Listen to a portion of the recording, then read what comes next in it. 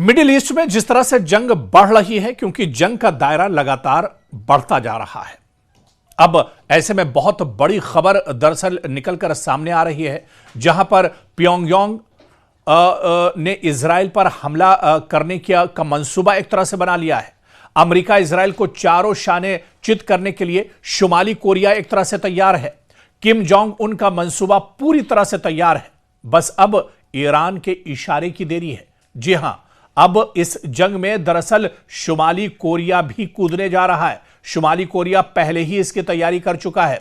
दरअसल शुमाली कोरिया की बढ़ती हुई फौजी ताकत, हालिया फौजी इक़दामात और मिसाइल तजुर्बात ने पूरी दुनिया पर खासी तवज्जो हासिल की है। और अब तो शुमाली कोरिया के सदर किम जोंग उन ईरान की मदद करने का मंसूबा बना रहे हैं।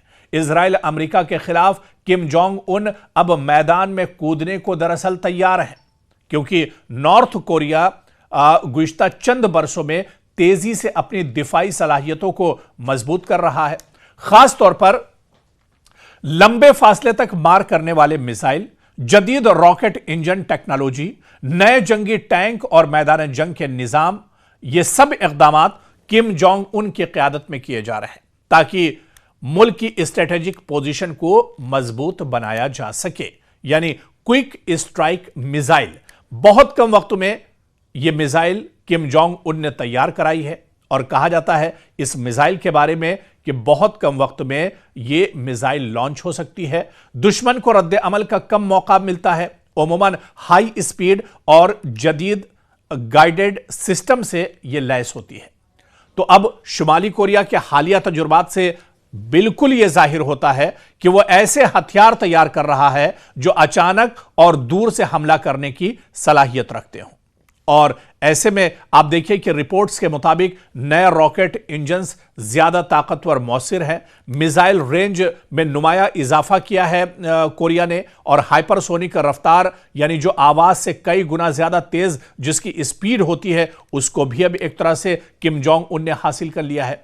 और कहीं ना कहीं अब यह खतरा एक तरह से पूरी दुनिया के लिए है। और जिस तरह से बताया जा रहा, माहिरीन बताते हैं कि यह खतरा दरअसल इजराइल और अमेरिका का एक तरह से और बढ़ जाएगा। किम जोंग उन का पूरा झुकाव दरअसल ईरान की तरफ से है। ईरान के कोरिया से, नॉर्थ कोरिया से बहुत अच्छे ताल्लुकात रहे हैं। तो ऐसे में क्या किम जोंग उन आने वाले दिनों में एक तरह से इस जंग में कूदने जा रहे हैं?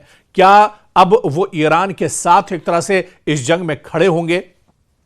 और अगर किम जोंग उन जिस तरह से तैयारी कर रहे हैं, पिछले कई दिनों में कई बड़े बैलिस्टिक मिसाइल्स की बात करें या लेटेस्ट ड्रोन का जिस तरह से वो यहां पर उन्होंने तजुर्बा किया है, क्या इसके बाद अब कोरिया एक तरह से या किम जोंग उन ईरान के साथ इस जंग में आने जा रहे हैं? और अगर ईरान के साथ किम जोंग उन शामिल हो जाते हैं इस जंग में, तो कहीं ना कहीं इजराइल और अमेरिका की परेशानी और ज्यादा बढ़ जाएगी और जंग एक और मोड़ एक तरह से ले सकता है। और फिर यह जंग मशरिक़ वुस्ता तक या मिडिल ईस्ट तक नहीं रह जाएगी, बल्कि इस जंग का दायरा भी बढ़ जाएगा और इस जंग में तबाही भी एक तरह से बढ़ जाएगी। और इस जंग में कहीं ना कहीं इजराइल और अमेरिका के कदम भी एक तरह से उखड़ जाएंगे। तो आने वाले दिनों में क्या कुछ रुख होगा शुमाली कोरिया का, यह बहुत अहम होगा, क्योंकि ईरान और शुमाली कोरिया के दरमियान माजी में दिफाई ताउन की खबरें भी आती रही हैं। तज्जियाकारों के मुताबिक अगर ताउन बढ़ता है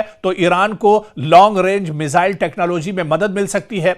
यह मशरिक़ वुस्ता में ताकत के तवाजुन को मुतासिर कर सकता है और कहीं ना कहीं इससे एक बड़ा झटका आने वाले दिनों में इजराइल और अमेरिका को लगेगा। और ऐसे में आप देखिए कि रिपोर्ट्स के मुताबिक नए रॉकेट इंजन्स ज्यादा ताकतवर मौसर है। मिसाइल रेंज में नुमाया इजाफा किया है कोरिया ने, और हाइपरसोनिक रफ्तार यानी जो आवाज से कई गुना ज्यादा तेज जिसकी स्पीड होती है, उसको भी अब एक तरह से किम जोंग उन ने हासिल कर लिया है।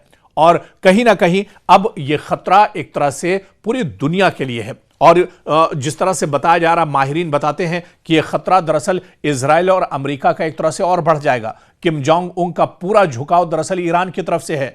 ईरान के कोरिया से, नॉर्थ कोरिया से बहुत अच्छे ताल्लुकात रहे हैं। तो ऐसे में क्या किम जोंग उन आने वाले दिनों में एक तरह से इस जंग में कूदने जा रहे हैं? क्या अब वो ईरान के साथ एक तरह से इस जंग में खड़े होंगे?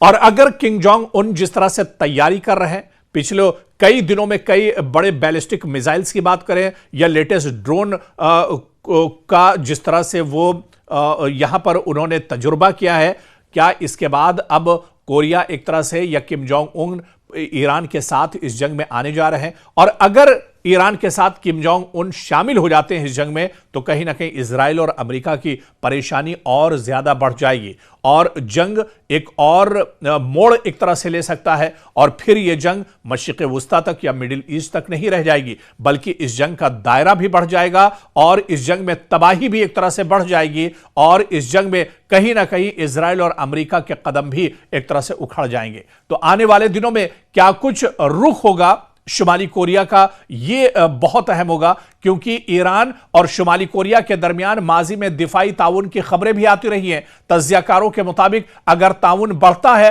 तो ईरान को लॉन्ग रेंज मिसाइल टेक्नोलॉजी में मदद मिल सकती है। यह मशरिक़ वुस्ता में ताकत के तवाजुन को मुतासिर कर सकता है और कहीं ना कहीं इससे एक बड़ा झटका आने वाले दिनों में इजराइल और अमेरिका को लगेगा।